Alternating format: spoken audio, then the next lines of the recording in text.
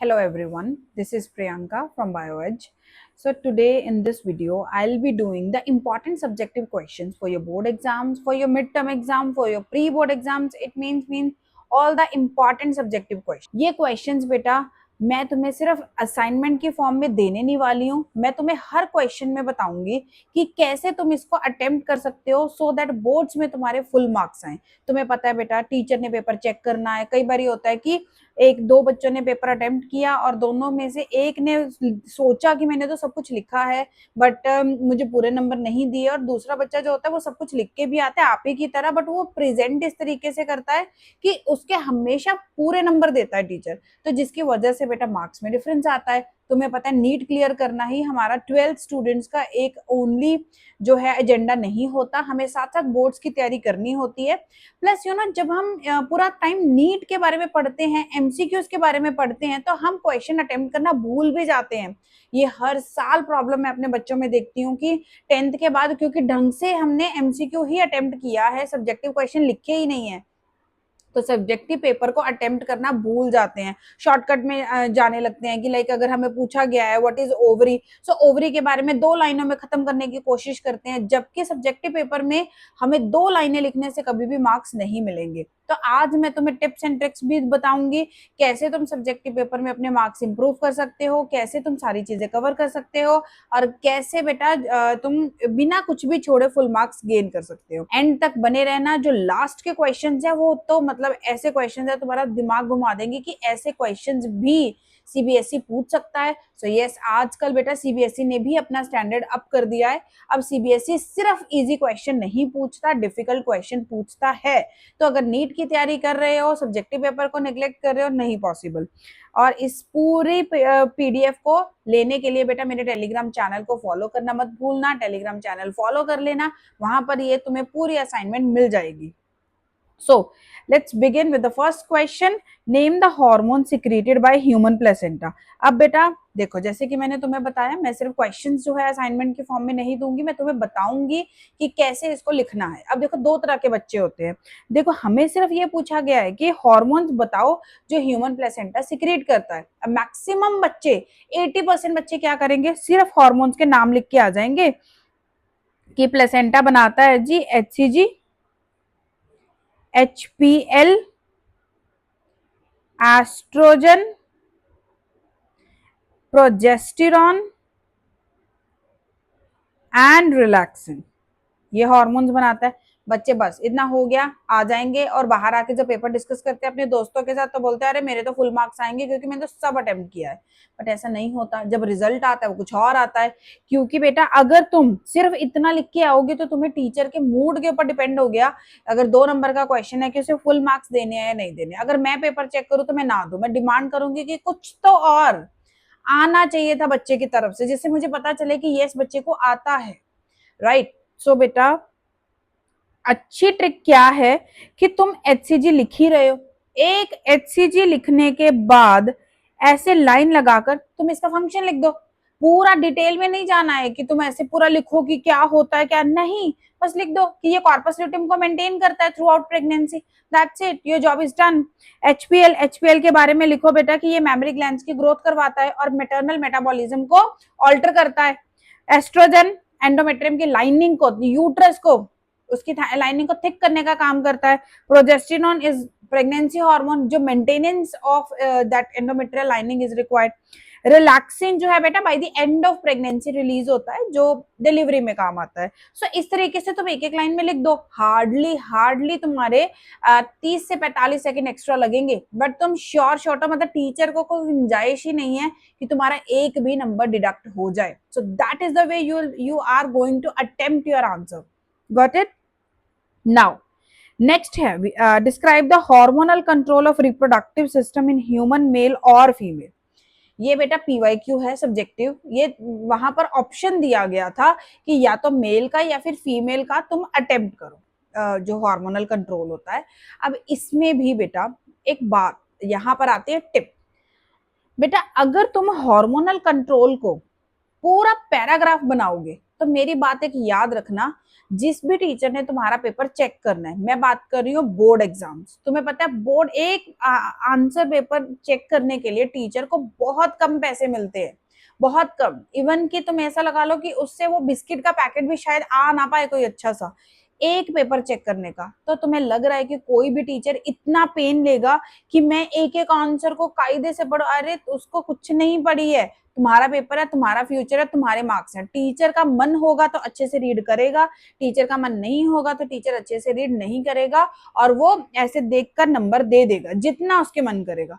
तो ये तुम्हारी रिस्पॉन्सिबिलिटी बनती है कि तुमने सारी चीजों को ऐसे आंसर करना है कि टीचर को देखते ही दिखे कि यस इस बच्चे को आता है, इस बच्चे को पूरा सब कुछ आता है, मुझे इस बच्चे को फुल मार्क्स ही देने हैं। अब तुम हार्मोनल कंट्रोल का पैरा लिखो, पूरा अच्छे से भर भर के टाइट टाइट पैराग्राफ लिखो, टीचर नहीं पढ़ेगा, टीचर छोड़ देगा। तुमने चाहे सारी चीजें सही लिखी हैं, वो क्या करेगा, सब कुछ सही लिखा है, चलो कोई बात नहीं, हो सकता है सही लिखा हो, 3 नंबर का है, 1.5 नंबर दे देता हूँ, 2 नंबर देता हूँ, सेफ साइड है, राइट। तो तुम्हारी यहाँ रिस्पॉन्सिबिलिटी है। चलो मैं मेल वाला जो है लिख के बताती हूँ कि हमारे पास भाई एक हाइपोथैलेमस होता है। फ्लो चार्ट बनाएंगे, फ्लो चार्ट बनाना भी इजी, देखना भी इजी। यहां से बनेगा गनाडोट्रोपिन रिलीजिंग हार्मोन, ये जाएगा पिट्यूटरी के पास, देन पिट्यूटरी ग्लैंड बनाना शुरू कर देगा LH and FSH।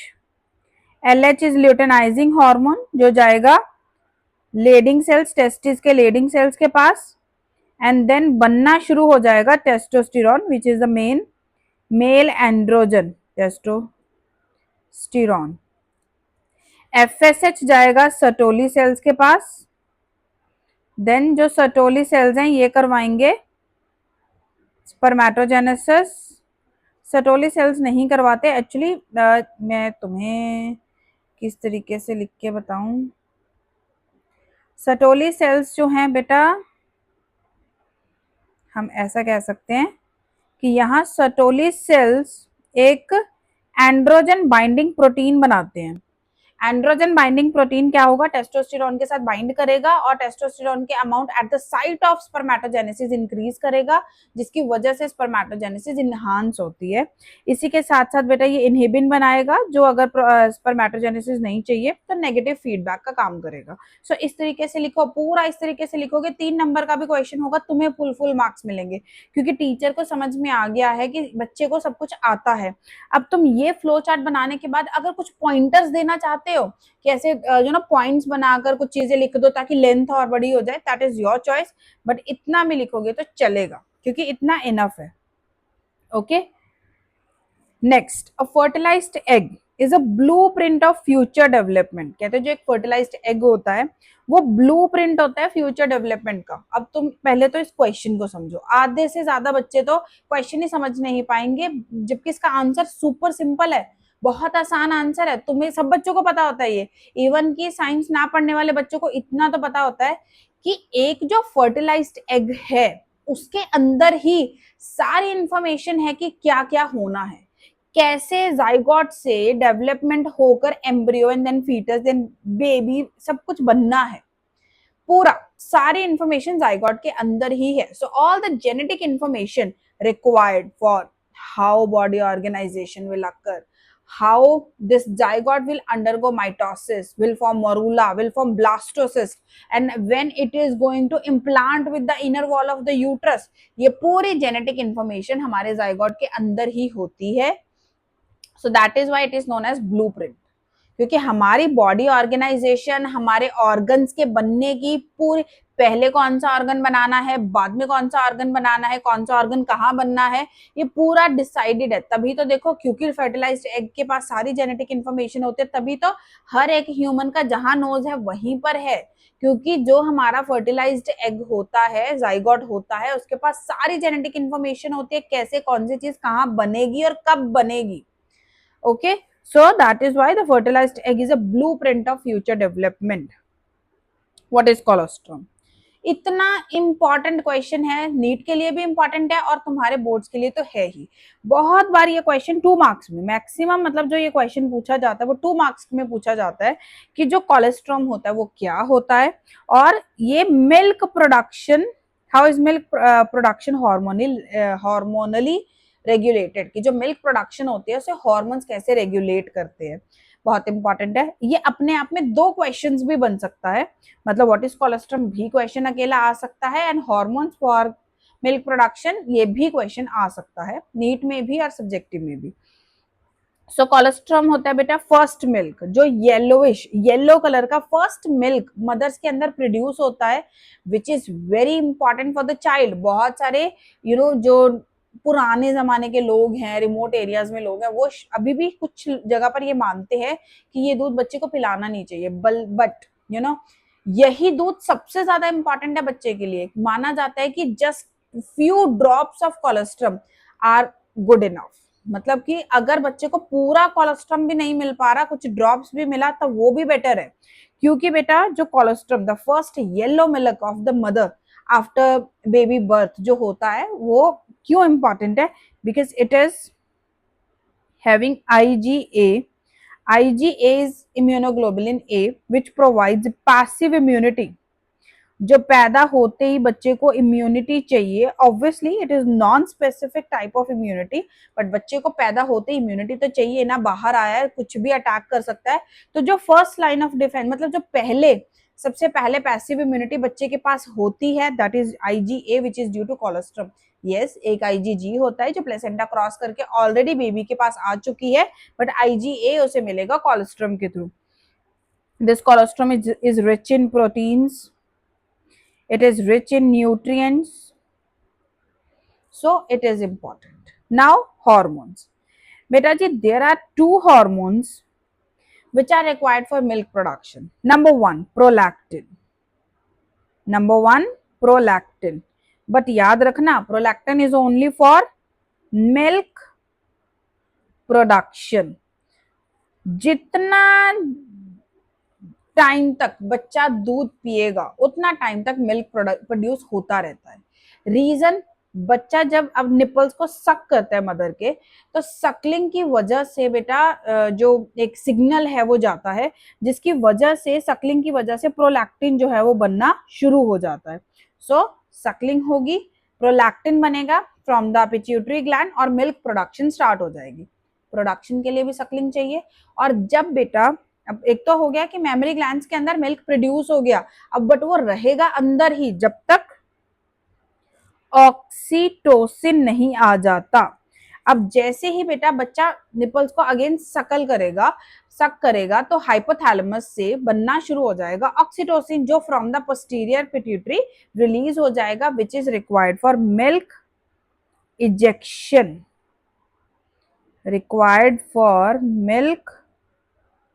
ejection. So prolactin is required for milk production and oxytocin is required for milk ejection. So ये hormonal regulation होती है milk production की। Next, give schematic representation of spermatogenesis. हमें spermatogenesis बताना है कैसे होता है। 3 पॉइंट्स में क्वेश्चन पूछा गया है, सो ये बात तो समझ लो। इस क्वेश्चन को करने से तुम्हारे 3 क्वेश्चंस कवर हो गए, एक आधा ज्यादा ही हो जाएगा, अगर बीच में से कुछ क्वेश्चन पूछ लिया जाता है तो बड़े आराम से हम वो भी कवर कर लेंगे। तो इसमें अब बेटा जब क्वेश्चन पार्ट में होता है ना, अब उसमें भर भर के लिखने की जरूरत नहीं होती है, क्योंकि एक पार्ट ज्यादा से ज्यादा 2 नंबर का हो सकता है, इससे ज्यादा नहीं होगा, ज्यादा से ज्यादा 3 नंबर का होगा, बट क्योंकि 3 पार्ट्स हैं तो 3 नंबर का नहीं होगा, एक पार्ट 2 नंबर का ही होगा। ओके, लाइक 2 मार्क्स का ये, 2 मार्क्स का ये, 1 मार्क का ये। अब स्पर्मेटोजेनेसिस क्या होता है, उन्होंने नहीं पूछा स्पर्मेटोजेनेसिस क्या है, but it is always safe to write what is spermatogenesis, so always write spermatogenesis is production of sperms, right, production of sperms. अब स्पर्मेटोजेनेसिस में बेटा टेस्टिस के अंदर 250 टेस्टिकुलर लॉब्यूल्स के ईच टेस्टिकुलर लॉब्यूल के अंदर 1 to 3 highly coiled seminiferous tubules के अंदर 2 टाइप्स के cells, male germ cells and Sertoli cell. Male germ cell which is also spermatogonia, वो रिपीटेडली माइटोसिस करते रहते हैं और अपना नंबर इंक्रीज करते रहते हैं, क्योंकि हमें स्पर्मेटोगोनिया खत्म नहीं करने। स्पर्मेटोगोनिया अगर खत्म हो जाएगा तो फर्दर स्पर्मेटोजेनेसिस कैसे होगी, नहीं हो सकती। सो बेटा आई एम राइटिंग हियर, सबसे पहले है स्पर्मेटोगोनिया, मैटोगोनिया which is a diploid cell, ये करेगा माइटोसिस। माइटोसिस की वजह से बेटा बहुत सारे सेल्स बनेंगे, जिसमें से एक सेल एक्ट करेगा प्राइमरी स्पर्मेटोसाइट। प्राइमरी स्पर्मेटोसाइट करेगा मियोसिस 1, जिससे बनेगा सेकेंडरी स्पर्मेटोसाइट, एंड फिर होगी मियोसिस 2, जिससे बनेंगे बेटा spermatids. Most important to write is the ploidy. Primary spermatocyte is diploid. Secondary spermatocyte is haploid. Spermatids are also haploid. And then spermatid से बनेगा बेटा spermatozoa.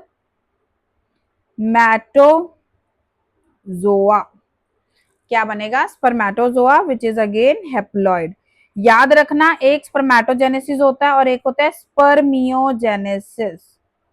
स्पर्मियोजेनेसिस बेटा मोटा मोटा अगर मैं बताऊं, स्पर्मेटिड्स का मतलब होता है गोल गोल सेल्स, बट जो हमारे स्पर्म्स होते हैं वो गोल गोल नहीं होते, वो इलोंगेटेड होते हैं। सो ये जो कन्वर्जन है, दिस इज स्पर्मियोजेनेसिस। तो स्पर्मेटोजेनेसिस एंड स्पर्मियोजेनेसिस में कंफ्यूज मत हो जाना, ये भी एक अपने आप में क्वेश्चन है। Now, eight which stage of life does gametogenesis begin in human male and female? Human male and female के अंदर गैमेटोजेनेसिस कब स्टार्ट होती है? मेल के अंदर बेटा आफ्टर प्यूबर्टी, फीमेल्स के अंदर during the foetal life. Okay, organs बताने हैं जहां गैमेटोजेनेसिस होती है, मेल्स के अंदर टेस्टिस, फीमेल्स के अंदर ovaries. Okay, next, where are the Leydig cells present and what is their role in reproduction? Okay, very good question, very good question. So Leydig cells are also known as interstitial cells. क्या होते हैं? interstitial cell बता दिया हमने। कहाँ present होते हैं? We should write that. So the Leydig cells are present in between the seminiferous tubules. Just अभी मैंने पिछले question में तुम्हें बताया that each testis which are present in scrotum, each testis contain 250 testicular lobules, और एक testicular lobule के अंदर 1 to 3 highly coiled seminiferous tubules होते हैं। तो अगर मैं एक बनाऊं तो लेट्स से ये एक सेमिनिफेरस ट्यूब्यूल, ये एक सेमिनिफेरस ट्यूब्यूल, ये एक सेमिनिफेरस ट्यूब्यूल, तो बीच में जो सेल्स होंगे बेटा, दीज आर लेडिंग सेल्स। इन लेडिंग सेल्स का पहले आगे वेयर, तो in between the seminiferous tubule, outside the seminiferous, outside one seminiferous tubule and in between other seminiferous tubule, interstitial space में interstitial cells present होते हैं which are leading cells। इनका role क्या होता है बेटा? ये बनाते हैं मेल एंड्रोजन्स। क्या बनाते हैं ये? Male androgen, which is mainly testosterone. This testosterone, so you know, it is required for spermatogenesis, it is required for all the secondary sexual characters of male, so it is the only male sex hormone. Next, study the flow chart given below and name the hormones involved at each stage and explain their functions. हमें एक flow chart given है, हमें बताना है कि कौन सा hormone जो है वो निकलेगा और उसका फंक्शन बताना है। सबसे पहले बेटा हाइपोथैलेमस से हमें पता है क्या निकलता है, गोनाडोट्रोपिन रिलीजिंग हार्मोन। हाइपोथैलेमस को हम बोलते हैं मास्टर ऑफ मास्टर ग्लैंड, इसने बनाया रिलीजिंग हार्मोन, जिससे इसने पिट्यूटरी को उठाया कि बेटा उठो और अपने हार्मोन्स बनाना शुरू कर दो। सो जैसे ही जीएनआरएच पिट्यूटरी के पास पहुंचेगा, साथ के साथ जो पिट्यूटरी है बेटा ये बनाएगी दो hormones, FSH and LH. FSH is follicle stimulating hormone and luteinizing hormone. Follicle stimulating hormone का काम होता है बेटा जो प्राइमरी oocyte होता है ओवरी के अंदर, उसकी डेवलपमेंट करवाना, secondary oocyte and graphene follicles and all, जो सारा कुछ होता है that is done by the follicle stimulating hormone. Luteinizing hormone का फंक्शन होता है कॉर्पस ल्यूटियम बनाना, सो ओवुलेशन करवाना, राइट। इसी के साथ साथ ये भी याद रखना बेटा दैट FSH जो होता है वो एस्ट्रोजन, मतलब FSH की वजह से एस्ट्रोजन बन रहा है और LH की वजह से प्रोजेस्टेरॉन बनता है। ओके, नेक्स्ट है हमारे पास ओवरी। अब क्योंकि बेटा जितनी भी मैंने चीजें बोली, प्राइमरी oocyte की डेवलपमेंट कहाँ हो रही है? ओवरी के अंदर हो रही है। कॉर्पस ल्यूटियम कहाँ बनेगा? ओवरी के अंदर बनेगा। डेवलपिंग फॉलिकल से एस्ट्रोजन बनेगा, कॉर्पस ल्यूटियम प्रोजेस्टेरॉन बनाएगा। सो ओवरी का फंक्शन होता है बेटा हार्मोन बनाना, कौन सा? Oestrogen and progesterone, oestrogen and progesterone, clear. अब बेटा एस्ट्रोजन का फंक्शन तो तुम्हें डेफिनेटली पता होगा कि एस्ट्रोजन का फंक्शन होता है जो एंडोमेट्रियम की लाइनिंग थिक होती है उसे थिक करवाता कौन है, एस्ट्रोजन प्रोलिफरेशन करवाता है, बड़ी बढ़िया एंडोमेट्रियम थिक हो जाती है, और जो ये थिक लाइनिंग को मेंटेन करके रखता है वो है प्रोजेस्टेरोन। तो ये हो गए फंक्शन। प्रेगनेंसी, प्रेगनेंसी के टाइम पर बनता है hormone HCG, human chorionic gonadotropin. जो ह्यूमन कोरियोनिक गोनाडोट्रोपिन है बेटा वो बना संभाल के रखता है कॉर्पस ल्यूटियम को। कॉर्पस ल्यूटियम बहुत इंपॉर्टेंट है प्रेगनेंसी के टाइम पर क्योंकि it is a source of progesterone, progesterone is required throughout the pregnancy. So ये संभाल के रखेगा उसको क्योंकि पूरी प्रेगनेंसी में हमें कॉर्पस ल्यूटियम चाहिए। So this is the question and how you answer. पूरा उन्होंने बोला है एक्सप्लेन देयर फंक्शन, तो फंक्शंस को लिखने में बिल्कुल कंजूसी नहीं करनी, बढ़िया तरीके से सारे फंक्शंस लिखने हैं। Next, how and what stage of menstrual cycle is corpus luteum formed in human females and when does it regress? How and at what stage and when? So एक क्वेश्चन को ABC पार्ट में लिखे बिना 3 questions में divide किया गया है।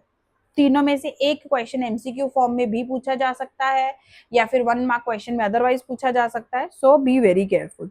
सो how, बेटा कॉर्पस ल्यूटियम कब बनता है, हाउ सॉरी कैसे बनता है, जब एक एग, ग्राफियन फॉलिकल बेसिकली, जब ग्राफियन फॉलिकल में से सेकेंडरी oocyte निकलकर चला जाएगा ओविडक्ट्स के पास। मैं फिर से रिपीट कर रही हूं, जब ग्राफियन फॉलिकल क्या होते हैं, imagine Graafian follicle like imagine gift. अब गिफ्ट के ऊपर हम एक रैपिंग पेपर चढ़ाते हैं बड़ा प्यारा सा और उसके अंदर हमारा गिफ्ट प्रेजेंट होता है। अब जो ये रैपिंग पेपर है उसे इमेजिन करो ग्राफियन फॉलिकल के फॉलिकुलर सेल्स, और अंदर जो हमारा गिफ्ट है that is secondary oocyte। Birthday आया, बर्थडे पे तुमने गिफ्ट दिया, अब तुमने वो गिफ्ट खोला, रैपर अलग हो गया, गिफ्ट अलग हो गया, गिफ्ट चला गया जिसका था और रैपर चला गया डस्टबिन में। सिमिलरली हमारे पास यहाँ पर होता है कि ग्राफियन फॉलिकल हमारे पास ओवरी के अंदर बनता है, ग्राफियन फॉलिकल में से ओवुलेशन होगी, ओवुलेशन होने के बाद जो सेकेंडरी oocyte था वो ओवरी के अंदर चला, सॉरी ओविडक्ट्स के अंदर चला जाएगा, खाली ग्राफियन फॉलिकल्स जो बचे वो है तुम्हारे corpus luteum. So how is clear, ovulation के बाद जो है क्योंकि सेकेंडरी oocyte निकल के जा चुका है तो खाली ग्राफियन फॉलिकल को कॉर्पस ल्यूटियम बोल दिया। What stage, 10 ovulatory stage. Ovulatory stage के टाइम पर हमारे पास कॉर्पस ल्यूटियम बनेगा, राइट। एलएच सर्ज होगा, ओवुलेशन होगी, उस टाइम पर कॉर्पस ल्यूटियम बनेगा। ये कब रिग्रेस होगा, last secretary phase, by the ending of the secretary phase, जब स्पर्म आया नहीं है, हमें पता है फर्टिलाइजेशन होनी नहीं है, कॉर्पस ल्यूटियम चाहिए नहीं, तो कॉर्पस ल्यूटियम भी रिग्रेस होना शुरू हो जाएगा, फिर बनेगा कॉर्पस एल्बिकन्स। तो secretary phase, menstrual cycle is divided into 4 stages: menstrual phase, proliferative phase, ovulatory phase and secretory phase। Corpus luteum बनता है ओवुलेटरी फेज में, रिग्रेस हो जाता है secretory phase by the end of the secretory phase। okay, 9th question, explain the process of fertilization of an ovum and the events that follow till implantation in a human female। मतलब इतना बढ़िया question, कितने मर्जी marks में आ जाए तुम इसे अपनी मर्जी से कितना ही बड़ा कर सकते हो, पूरा डिटेल में लिखो, कोई कंजूसी नहीं करनी है सब्जेक्टिव पेपर में लिखने में क्योंकि सब्जेक्टिव पेपर का काम ही लिखवाना है तुमसे। सो हमें प्रोसेस ऑफ फर्टिलाइजेशन बतानी है और सारे इवेंट्स को बताना है इम्प्लांटेशन तक। तो बेटा सबसे पहले शुरू करो, मैं सिर्फ नाम लिख रही हूँ, तुम्हें आता है इतना तो सो तुम उसके अकॉर्डिंग अपना कर लेना। एंट्री ऑफ स्पर्म, सबसे पहले बेटा क्वाइटस के बाद वेजाइना के थ्रू सीमन जो है वो एंटर करता है फीमेल की बॉडी के अंदर, उसके बाद बॉडी के अंदर जाकर होगा एक्रोजोमल रिएक्शन, एक्रोजोमल रिएक्शन, जिसके बाद जो स्पर्म है बेटा वो जोना पैलिसिडा के कांटेक्ट में आएगा सेकेंडरी oocyte की, और उसके बाद एंजाइम्स रिलीज होंगे, रिलीज होने के बाद जितनी भी मेम्ब्रेन्स हैं हमारे ओवम के अराउंड वो सब हटेंगी, and then finally fusion of membranes. अब बेटा जैसे ही मेम्ब्रेन्स फ्यूज होंगी जो सेकेंडरी oocyte था वो मियोसिस 2 कंप्लीट करेगा, कंप्लीट करने के बाद फ्यूजन होगी और जाइगोट बन जाएगा। मेंशन हियर दैट फर्टिलाइजेशन होगी एंड देन जाइगोट बन, फर्टिलाइजेशन होगी एंड जाइगोट बन जाएगा। अब जाइगोट बनने के बाद स्टार्ट होगा क्लीवेज। क्लीवेज के अंदर लिखो पूरा 2 cell stage, 4 cell stage, morula बनेगा, ब्लास्टोसिस्ट बनेगा। Then this blastocyst is implanted into the inner wall of the uterus. तो ये पूरा प्रोसेस लिखो। तुम इसको लिखोगे तो बहुत बढ़िया तुम्हारा 2 पेज का आंसर बन जाएगा। क्लीवेज के डायग्राम्स जो है वो भी दिखाओ, पूरा कैपेसिटेशन वगैरह सब कुछ लिख डालो इसके अंदर, क्योंकि पूरा स्टेजेस के बारे में ही उन्होंने ये क्वेश्चन दिया है। सो कुछ भी कंजूसी नहीं करनी।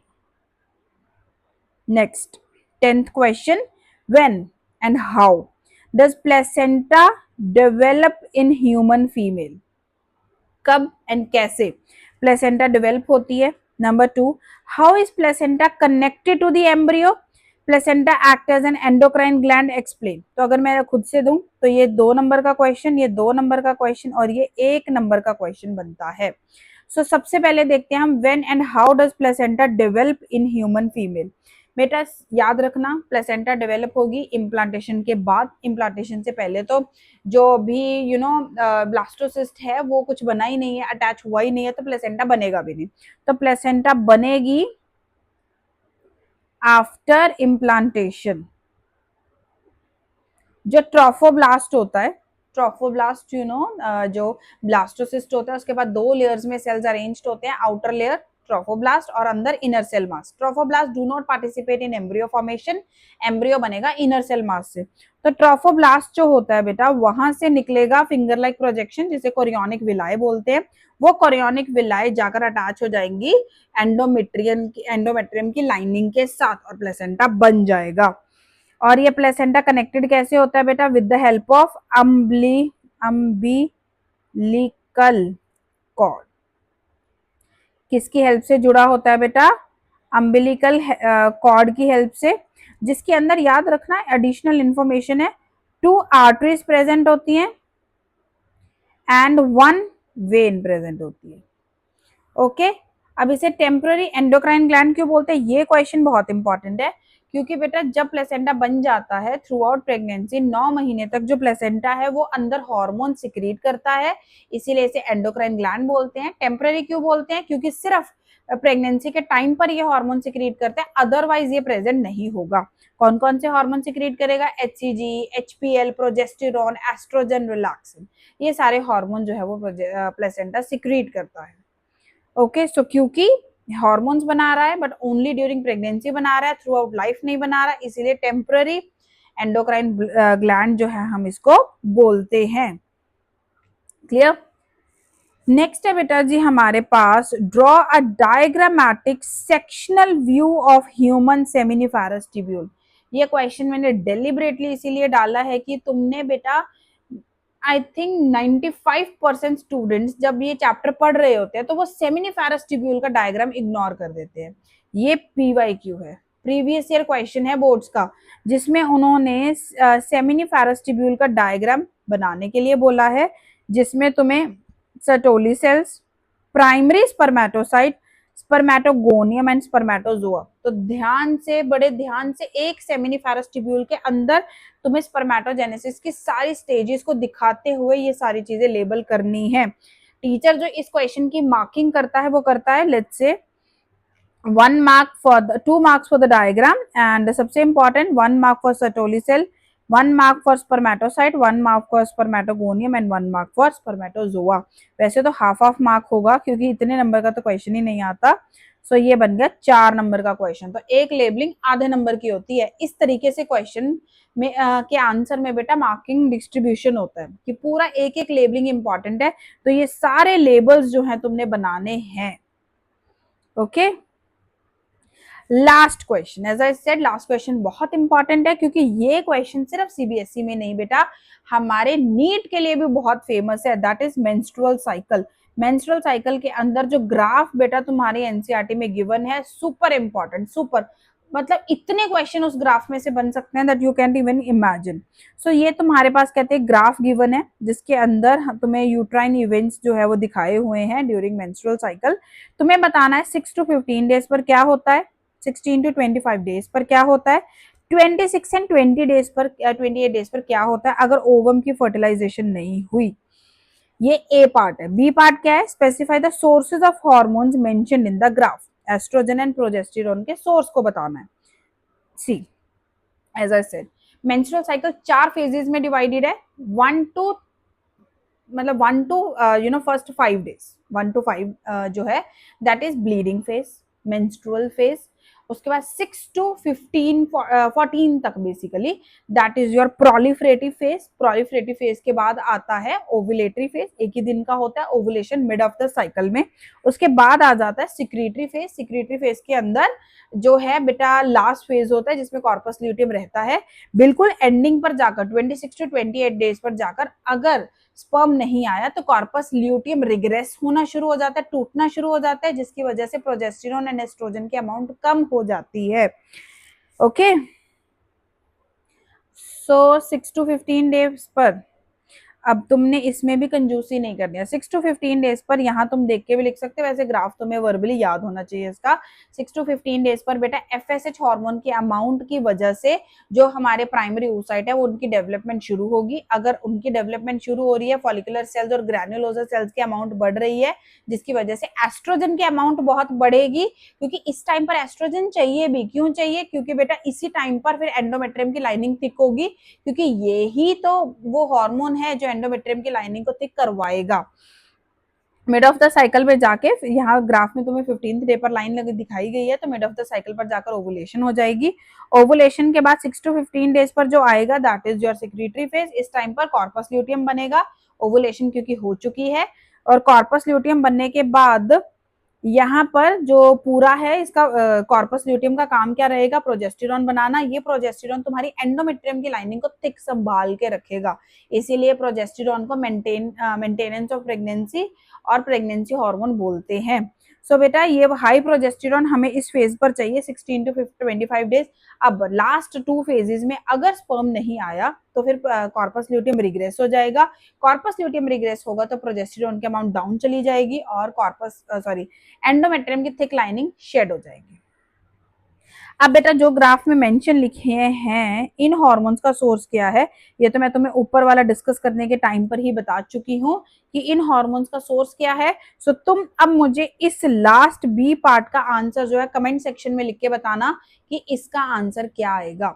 और बेटा इसी तरीके से हमारे सारे 12 क्वेश्चंस, मतलब total 12 question, 12 very important questions from chapter human reproduction are done already. बेटा हम एक और चैप्टर के इंपॉर्टेंट सब्जेक्टिव क्वेश्चंस कर चुके हैं, principles of inheritance and variations.